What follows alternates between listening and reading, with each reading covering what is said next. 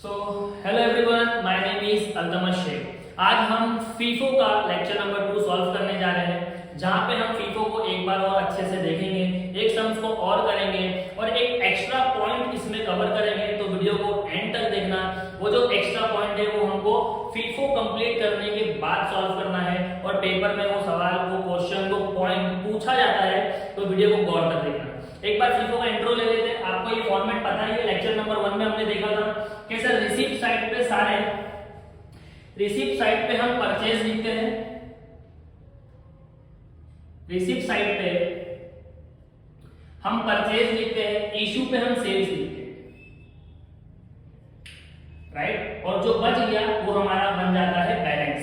तो फीफो में सर हमको याद क्या रखना है? एक छोटी सी चीज याद रखना है, जब भी हम फीफो को रिकॉर्ड करेंगे तो सेल्स करने के टाइम जो सेल्स रेट दिया जाता है उसको हम इग्नोर करते हैं, उसको हमेशा हम कैंसिल कर देते हैं, right.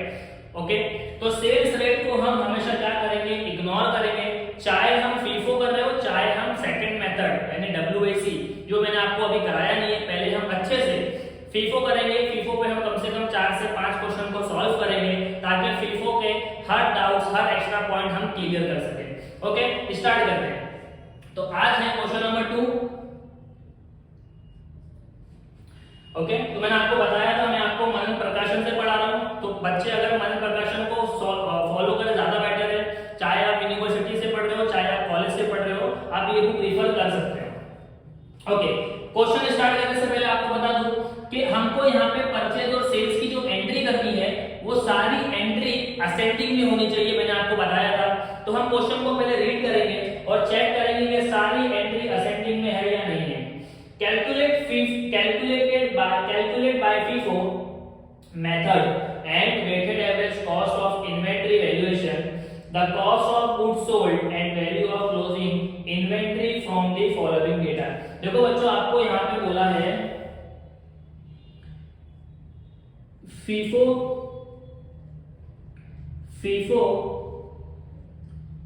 WAC and cost of good sold. मतलब इस क्वेश्चन में हमें 3 चीज फाइंड करना है। पहला inventory valuation by FIFO, inventory valuation by weighted and last में बोला है कॉस्ट ऑफ गुड सोल्ड पता करना है, राइट। तो हम आज सिर्फ फीफो कर रहे हैं, WAC हम बाद में करेंगे। जब तक हमारा फीफो कंप्लीट नहीं होगा हम WAC में नहीं जाएंगे। फीफो के साथ साथ हमें बोला है कॉस्ट ऑफ गुड सोल्ड पता करना है। तो ये COGS cost of good sold कैसे कैलकुलेट करते हैं ये मैं आपको लेक्चर में आज कवर करूंगा, लेकिन बहुत छोटी सी चीज है। सबसे पहले मेन टॉपिक जो है फीफो, आप उस पर फोकस करना। ओके सर, तो पहले हम चेक करेंगे कि डेट असेंडिंग में है या नहीं। 1 जनवरी 2013, 5 फरवरी 2013, 10 मार्च 2013, 15 मार्च 2013, 12 अप्रैल 2013, 16 मई 2013, 25 जून 2013। तो बहुत ही इजी क्वेश्चन है बच्चों, सारी की सारी डेट असेंडिंग में है, कोई भी डेट ऊपर नीचे नहीं है।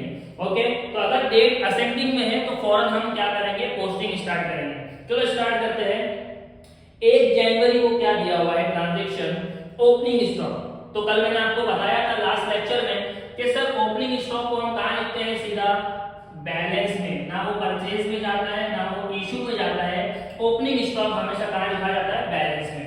तो डेट हम कैसा लिखते हैं? सर ईयर को कॉमन ले लो, 2013, और डेट क्या है? 1 जनवरी, सो Jan 1। ओपनिंग स्टॉक सीधा लिखेंगे बैलेंस में 1500 यूनिट। कितना रेट है? 20 रुपए, राइट। तो आपके पास कैलसी आप मल्टीप्लाई करोगे 1500 इंटू 20, 30,000। और जैसे ही आप बैलेंस में एंट्री करोगे आप यहाँ पे एक लाइन ड्रॉ करोगे, इसे कहते हैं क्लोजिंग। यानी सर जनवरी की 1 तारीख को हमारे पास 1500 यूनिट माल पड़ा हुआ है। आगे 5 फरवरी को हमने परचेज किया, सो Feb 5। कितना परचेज किया? 750 यूनिट 25 के रेट से, 750 यूनिट 25 के रेट से। परचेज को रिसीव कॉलम में लिखा जाता है सिंपल, तो यूनिट में 750, रेट में 25, 750 into 25, 18,750, राइट। अब क्या करेंगे, अब अगली डेट पे नहीं जाएंगे, पहले हम बैलेंस लिखेंगे। तो सर बैलेंस कैसा लिखते हैं, इशू में डैश डैश एंड डैश। पहले पुराना माल फिर न्यू माल, पहले पुराना लिखना है फिर न्यू लिखना है। तो पुराना कितना है सर 1500, 20 रुपए का रेट और टोटल बिल है 30,000। सर न्यू कितना खरीदा 750, 25 के रेट से टोटल है 18,750 और यहाँ पे हमारा बैलेंस क्लोज, राइट। आपको आई होप समझ में आ रहा है, थोड़ा आगे जाते हैं। 10 मार्च को भी हमने परचेज किया, कितना परचेज किया 600 यूनिट 22 रुपए के रेट से, डेट इज 10 मार्च।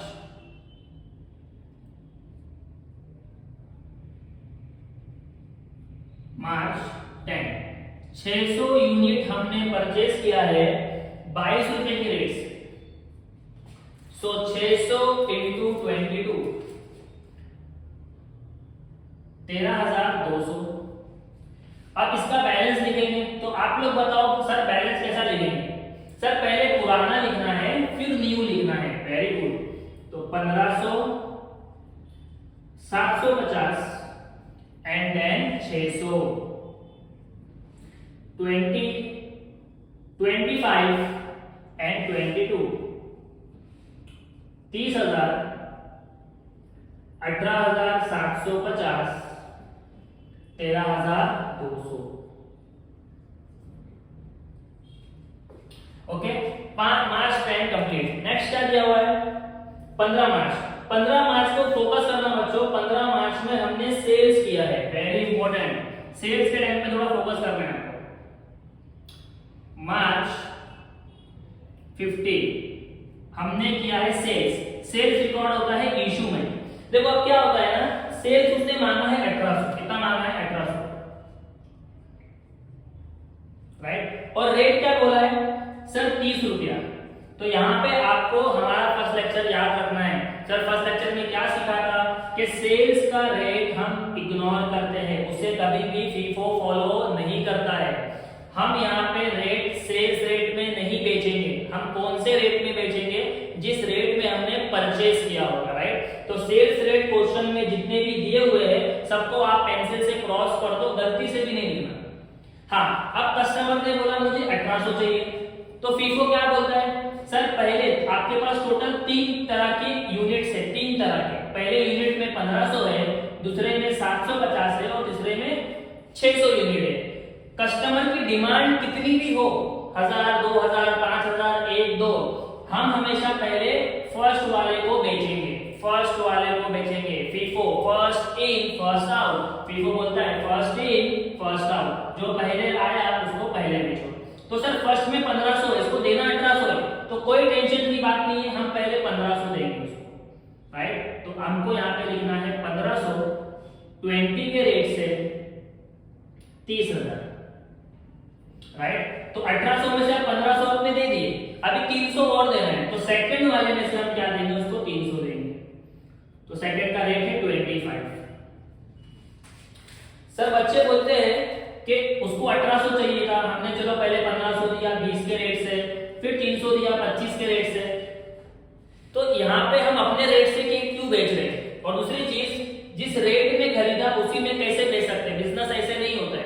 तो आपको इतना सोचने की जरूरत नहीं है, आसान चैप्टर है। फीफो आपको 15 मार्क्स दे रहे हैं, आप मत देखो सामने वाला प्रॉफिट कमा रहा है या लॉस कमा रहा है। आप बिंदास क्या करो, सिर्फ याद रखो कि सर आपको बेचना है, जितना पहले है उतना बेचेंगे, बाकी का नीचे में से बेचेंगे, राइट। तो सर 1500 हमने दे दिया, 300 भी दे दिया 25 के रेट से, 300 इंटू 25, तो ये हो गया 7,500। अब हमको लिखना है बैलेंस। 1800 तो मैंने दे दिया, अब बैलेंस लिखना है। बैलेंस कैसा लिखेंगे सर 15 में से 1500 पूरा बिक गया, 750 में से 300 गया, तो अभी भी हमारे पास 450 बचा है और ये 600 पूरा बचा है। 450 का रेट है 25, 600 का है 22, तो 450 इंटू 25 आपको आएगा 11,250। नेक्स्ट 600 इंटू 22, तो ये तो सेम है, आप कॉपी कर सकते हो, 13,200। आई होप आपको ध्यान में रहेगा कि जब सेल्स करते हैं तो पहले फर्स्ट वाला बेचना है, फिर अगर कुछ और एक्स्ट्रा देना पड़े तो नीचे वाले से दे सकते हैं। रेट वही लेना जो यहाँ पे लिखा हुआ है, सेल्स रेट इग्नोर कर देना। क्लियर? ओके। मार्च 15 के बाद क्या दिया हुआ है? 12 अप्रैल।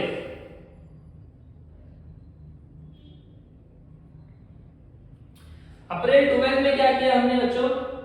सर अप्रैल 12 में हमने फिर से सेल्स किया, तो डैश डैश डैश सेल्स किया है 750। सर 750 मत लिखो, हमें 750 देना है, लेकिन पहले कितना है वहां पे? सर वहां पे तो 450 ही है, तो सर आपने यहाँ पे गलत लिखा। अगर अपने को 750 देना है तो पहले हम कितना कितना देंगे? 450। फर्स्ट इन फर्स्ट आउट, जो पहले आया पहले बेचो। 11,250।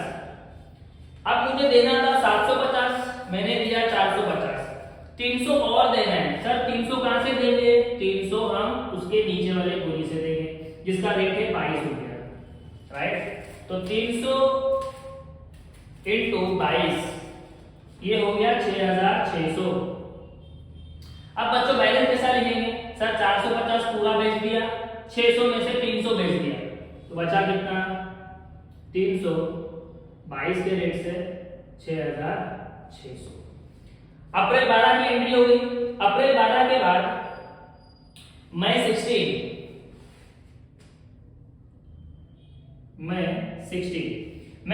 को हमने क्या किया बच्चों? सर मई 16 को हमने परचेस किया है 600 यूनिट 25 रुपए के रेट से, 600 यूनिट 25 के रेट से।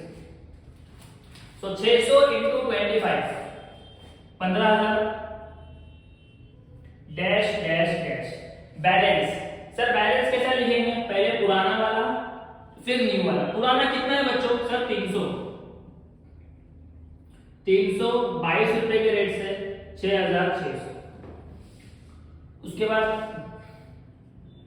600 25 के रेट से 15,000।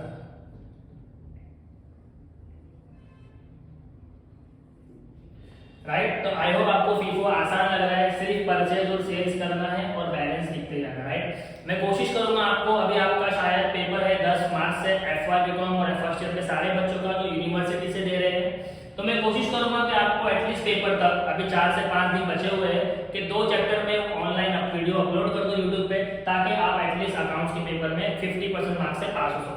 तो मैं सब कुछ तो नहीं पढ़ा पाऊंगा फिलहाल, लेकिन मैं आपको फीफो और इसके अलावा एक चैप्टर और करा दूंगा, जिससे आप 10 मार्च को पेपर में खुशी खुशी बैठ सकते हो और फाइनेंस में अच्छे नंबर ले सकते हो। राइट?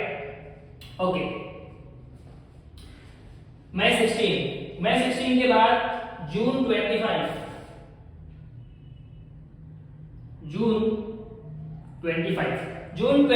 को हमने क्या किया है? सेल्स किया है, डैश डैश डैश। कितना सेल्स करना है? 750। मैं 750 यहाँ पे लिखूं क्या? नहीं सर, पहले देखो हमारे पास पूरा है क्या नहीं। सर 750 देना है, लेकिन हमारे पास फर्स्ट कितना है? 300।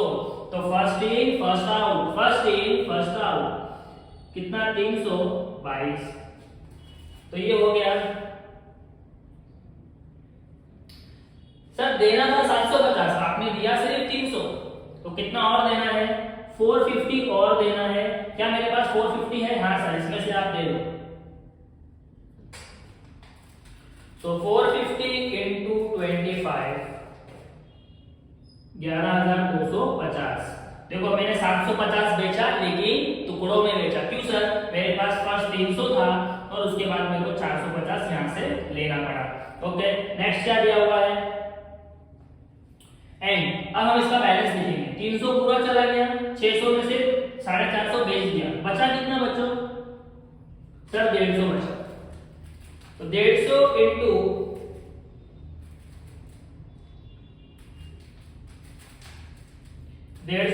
25, 3750। तो ये आपका बच्चों फाइनल आंसर है। इसी को कहते हैं क्लोजिंग स्टॉक।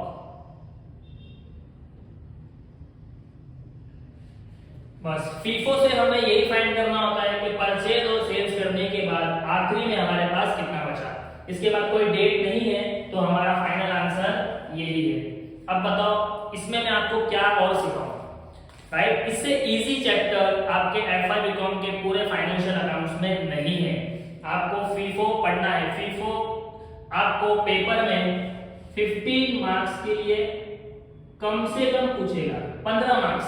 वैसे भी 40 मार्क्स आपके पासिंग होते हैं 100 में से, 15 मार्क्स आप इससे इजीली ले सकते हो बच्चों। और अगर इसके ऊपर 5 मार्क्स का ऑब्जेक्टिव आ गया तो ये 20 मार्क्स आपको दे दिया जाएगा। तो चैप्टर इजी है। थोड़ा सा आपको, अभी आप बड़े हो गए, मुझे पता है सर हम डिग्री कॉलेज में है, हमसे पढ़ाई नहीं होती है, दोस्त यार ज्यादा है, मोबाइल ज्यादा चला रहे हैं, राइट? लेकिन अभी पेपर आने वाला है, तो पेपर तक एटलीस्ट फ्रेंडशिप को, मोबाइल को साइड में रखो और पेपर पे फोकस करो। बिकॉज डिग्री आज की डेट में आपके पास एटलीस्ट होना चाहिए। तो आप ग्रेजुएशन के लिए तो पढ़ाई कर रहे हो, सर डिग्री मिलना चाहिए। वो काला कोट भी तो पहनना है, जो हमने 3 इडियट में देखा था आमिर खान को पहनते हुए, बाकी सबको पहनते हुए, सबको मिलता है, कोई इशू नहीं है, राइट? तो ये सब तो छोटी छोटी चीजें हैं, जब लाइफ में होती है तो हमें मोटिवेशन होता है कि सर हमारे वो बैकग्राउंड नहीं था, हमारे पास इतने फाइनेंस नहीं थे, फिर भी हमने डिग्री किया, हम जॉब भी करते थे, राइट? आई होप कि आप जॉब करते होगे, आप बहुत सारी चीजें अदर्स करते होगे, आपके पास टाइम नहीं होगा, बट अगर आपने स्टडी को ज्वाइन किया है तो इसको कंप्लीट करो। और सर कंप्लीट करने के लिए आपको इसको टाइम देना पड़ेगा, राइट? तो थोड़ा सा टाइम दो, फिर आपके पेपर्स खत्म हो जाएंगे। नहीं बोल के आप ग्रेजुएट हो जाओगे, राइट? बस लीव नहीं करना, छोड़ना नहीं, गैप नहीं लेना, चाहे कुछ भी हो जाए, पढ़ाई से कनेक्ट रहना है आपको। ओके, तो आज सर न्यू क्या था? आज न्यू कुछ भी नहीं था, आज सब कुछ वही था जो मैंने आपको पार्ट 1 में सिखाया, राइट? अगर आपने पार्ट 1 नहीं देखा है, आप सीधा पार्ट 2 देख रहे हो, आई होप आपको ये इजी लग रहा है, समझ में आ रहा है। बट पार्ट 1 देखो, वहां पे हमने चैप्टर का इंट्रोडक्शन लिया हुआ है, फीफो क्या होता है वहां पे मैंने अच्छे से एक्सप्लेन किया है। तो अगर आपके माइंड में वो चीजें बैठ गई तो आप इसके बाद जितने भी सम्स करोगे आप खुद से कर सकते हो, राइट? ओके, तो सर ये होने के बाद हमें क्या करना था? देखो क्वेश्चन ने आपको बोला फीफो के साथ क्या पता करो, cost of goods sold. Cost of goods sold, तो बच्चों कॉस्ट ऑफ गुड्स सोल्ड का एक फॉर्मूला मैं आपको दे रहा हूं, वो फॉर्मूला यूज करना, आपको सिंपली वो आंसर आ जाएगा। Sir cost of goods sold कैसे निकालते हैं? Cost of goods sold is equal to opening stock plus purchase minus closing stock. बस आपको ये फॉर्मूला यूज करना है। Cost of goods sold is equal to opening stock plus purchase minus closing stock. तो sir opening stock क्या है? Opening stock आपको text book में दिया होता है, देखो दिया हुआ है एकदम टॉप पे, 1 जनवरी को ओपनिंग स्टॉक कितना है जो मैंने यहाँ पे लिखा हूं सर 30,000। ओपनिंग स्टॉक कितना है? 30,000 प्लस परचेज, तो परचेज मतलब ये रिसीव, तो ये जितना भी है पूरा टोटल कर लेगा। सर परचेज है मेरा 18,750 का, 13,200 का, 15,000, तो टोटल परचेज है मेरा 46,950 प्लस माइनस क्लोजिंग स्टॉक। तो क्लोजिंग स्टॉक देखो तो हमने भी फाइंड किया बच्चों, यही मेन आंसर है 3750।